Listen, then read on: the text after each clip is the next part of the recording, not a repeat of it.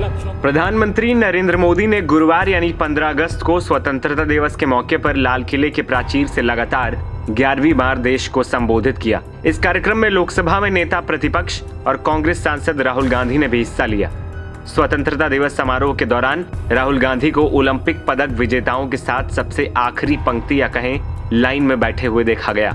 Social media पर इसकी खूब चर्चा हो रही और कांग्रेस ने राहुल गांधी की सिटिंग को लेकर अब गदर काटना शुरू कर दिया है। कांग्रेस की ओर से कहा गया कि सरकार को लोकतंत्र और लोकतांत्रिक परंपराओं की कोई परवाह नहीं। पार्टी प्रवक्ता और सोशल मीडिया विभाग के प्रमुख सुप्रिया श्रीनेत ने यहां तक कह दिया कि इससे राहुल गांधी को कोई फर्क भी नहीं पड़ता है। नरेंद्र मोदी एक छोटी मानसिकता के और बड़े छोटे दिल के आदमी हैं और इसका प्रमाण वो खुद ही बार बार दे देते हैं। एक बात और भी है कि छोटे मन के लोगों से बड़ी बातों की उम्मीद नहीं करनी चाहिए। आज स्वतंत्रता दिवस समारोह पर नेता प्रतिपक्ष राहुल गांधी को 5वीं लाइन में बिठाकर नरेंद्र मोदी आपने अपनी कुंठा तो दिखा दी, लेकिन इससे राहुल गांधी को कोई फर्क नहीं पड़ता है। कोई फर्क नहीं पड़ता कि वो 5वीं रो में बैठे या 50वीं रो में बैठे, वो जननायक है और उसी शिद्दत से लोगों के मुद्दे उठाएंगे जैसे वो उठा रहे हैं। लेकिन यह दिखाता है कि आप और आपकी सरकार के मन में लोकतंत्र के लिए, लोकतांत्रिक परंपराओं के लिए, नेता प्रतिपक्ष के लिए तनिक भी इज्जत नहीं है।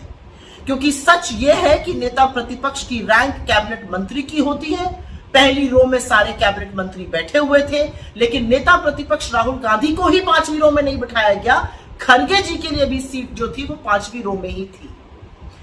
एक बेवकूफी का बयान रक्षा मंत्रालय की ओर से आया है। ऐसा इसलिए किया गया क्योंकि हम ओलंपियंस को इज्जत और सम्मान देना चाहते थे। बिल्कुल देना चाहिए, ओलंपियंस को सम्मान दीजिए, विनेश फोगाट को भी सम्मान दीजिए।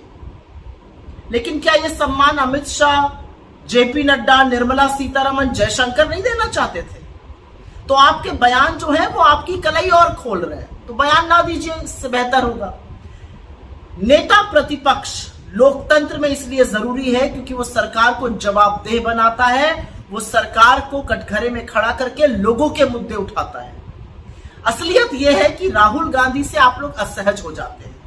वो आंख में आंख डाल के आपसे सवाल पूछते हैं, वो आपके भ्रष्टाचार को, आपकी नाकामियों को, आपकी विफलताओं को आपके मुंह पर कहने की ताकत रखते हैं, तो आप उनसे आंखें चुराते हैं। लेकिन कोई फर्क नहीं पड़ता, आप 5वीं रो में बिठाइए या 50वीं रो में, राहुल गांधी फिर भी राहुल गांधी रहेंगे। लेकिन ये कर एक बार फिर से आप लोग कितने छोटी मानसिकता के क्षुद्र, बिल्कुल चूहे के कलेजे वाले लोग हैं, ये फिर से आपने सिद्ध कर दिया। दरअसल स्वतंत्रता दिवस के मौके पर लाल किले से सामने आई तस्वीर को देखिए।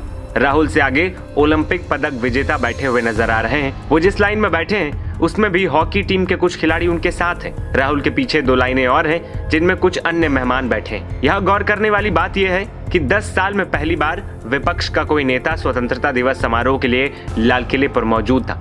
ऐसे में उसे पीछे बिठाए जाने पर विवाद हो गया। हालांकि सरकार की तरफ से इस पूरे मामले पर बयान भी सामने आया है। रक्षा मंत्रालय ने आरोपों पर जवाब देते हुए कहा है कि राहुल के लिए आगे की सीट रिजर्व थी, लेकिन उन्होंने अपनी मर्जी से लाइन में पीछे बैठने का फैसला किया। तो दूसरी ओर कुछ लोग ये भी कह रहे हैं कि ओलंपिक्स खिलाड़ियों को सम्मान देने के लिए ऐसा किया गया, लेकिन कांग्रेस का कहना है कि राहुल गांधी वहीं बैठे थे जहां उन्हें सीट दी गई और ओलंपियंस का सम्मान करना चाहते थे। तो क्या राजनाथ सिंह, अमित शाह, निर्मला सीतारमण, जयशंकर और जेपी नड्डा ओलंपियनों का सम्मान नहीं करना चाहते थे? उन्हें क्यों आगे बिठाया गया? बता दें कि लाल किले पर समारोह में राहुल गांधी के शामिल होने के साथ विपक्ष का 10 साल का सूखा भी खत्म हो गया। 2014 के बाद पहली बार विपक्ष के नेता के रूप में राहुल गांधी समारोह में शामिल हुए थे।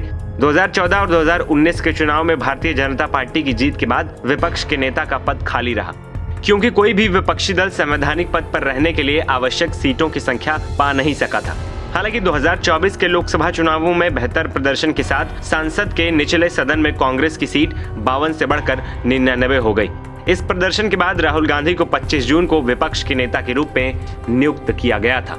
NBT ऑनलाइन की रिपोर्ट।